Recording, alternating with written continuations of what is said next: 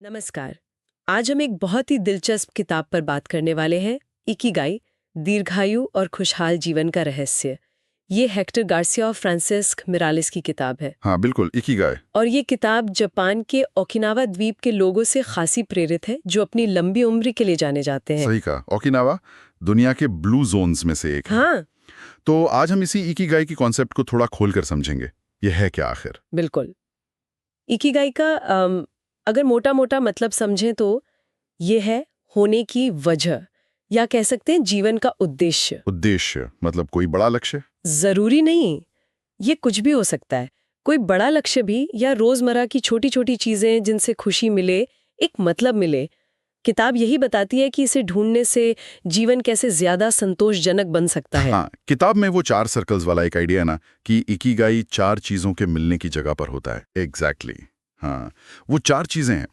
पहला, जो आपको पसंद है, मतलब आपका पैशन।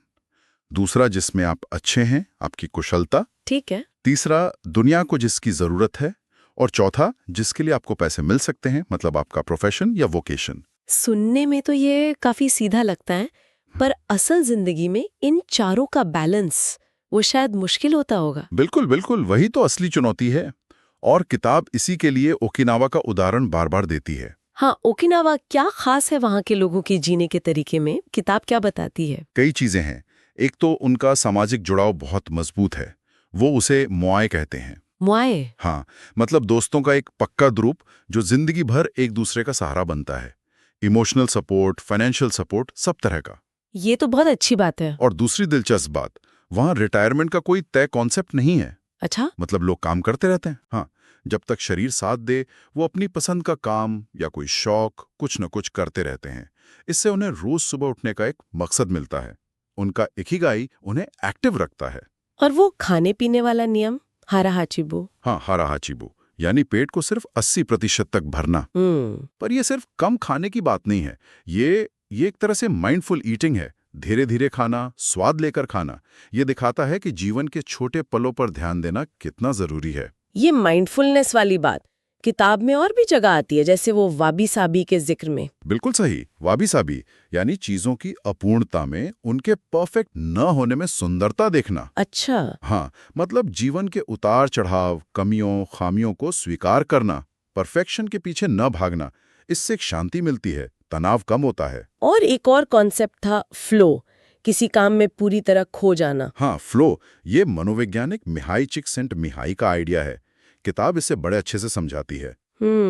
ये वो स्टेट है जब आप किसी काम में इतने डूब जाते हैं कि आपको वक्त का, आसपास का ध्यान ही नहीं रहता। आप पूरी तरह उस पल में होते हैं। और ये इकिगाई से कैसे जुड़ा है? ये जुड़ा है क्योंकि अक्सर जिन कामों में हमें फ्लो महसूस होता है, वही हमारे पैशन, हमारी प्रतिभा के सबसे करीब होते हैं।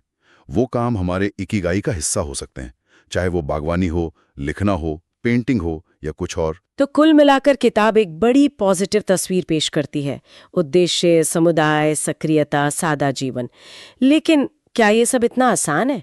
कुछ लोग इसकी आलोचना भी तो करते हैं। हाँ, करते हैं। कुछ लोगों को लगता है कि किताब थोड़ी दोहराव वाली है, मतलब बातें रिपीट होती हैं। अच्छा। और शायद कुछ चीज़ों को थोड़ा ज़्यादा सरल बना दिया गया है।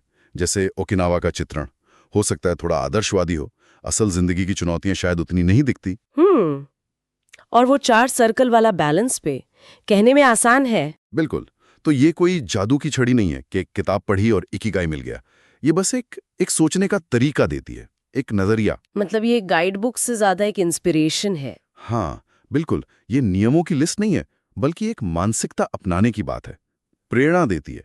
असली काम तो इन विचारों पर सोचने और अपने जीवन में छोटे छोटे बदलाव लाने से शुरू होता है। सही कहा। जैसा किताब में भी कहा है, हम सबका इकिगाई अलग होता है, पर हम सब में एक बात कॉमन है कि हम सभी कहीं ना कहीं जीवन में अर्थ खोज रहे हैं। तो अगर हम इस पूरी बातचीत का सार देखें, तो इकिगाई हमें यही याद दिलाता है कि एक लंबा और खुशहाल जीवन सिर्फ बाहरी चीजों जैसे पैसा या सेहत पर ही नहीं, बल्कि अंदर की संतुष्टि, एक उद्देश्य होने पर, लोगों से जुड़े रहने पर और रोज की छोटी छोटी बातों में मतलब ढूंढने पर भी टिका है। बिल्कुल, ओकिनावा के लोग शायद इसी संतुलन को साध पाते हैं। और जाते जाते एक सवाल शायद सोचने के लिए छोड़ा जा सकता है। हाँ। कि क्या जीवन का असली रहस्य कोई एक बहुत बड़ा उद्देश्य खोजना ही है, या फिर रोजमर्रा के छोटे छोटे कामों में, पलों में उस फ्लो को, उस जुड़ाव को महसूस करना है?